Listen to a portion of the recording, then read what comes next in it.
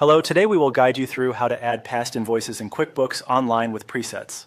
To begin, open QuickBooks Online and make sure you are on the main homepage.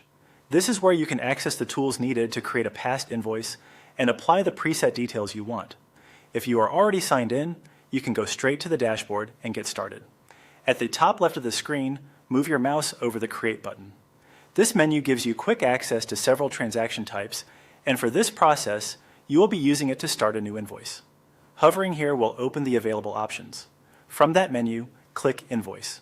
This will take you to the invoice entry screen where you can fill in the information for the past invoice you want to record. This is the main form where customer details, dates, terms, and product or service information are entered. Next, select the sample customer from the customer field. Choosing the correct customer is important because it links the invoice to the right account and keeps your records organized. If you are using presets, some related details may populate automatically depending on your QuickBooks setup.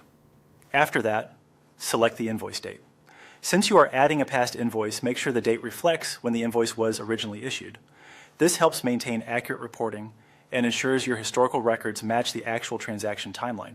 Now click on the Terms dropdown. The Terms field controls when the invoice is due, so this setting should match the original agreement for the invoice you are entering. Reviewing this field carefully helps avoid confusion later.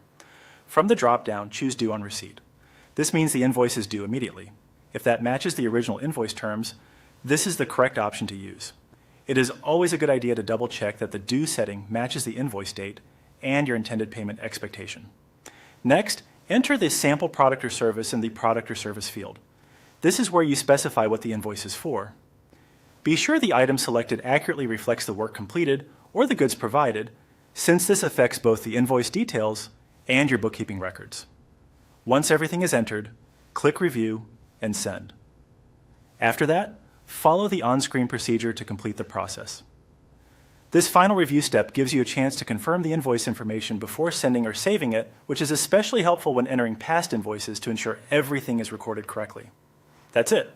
You have now created a past invoice in QuickBooks Online using the available preset fields and options.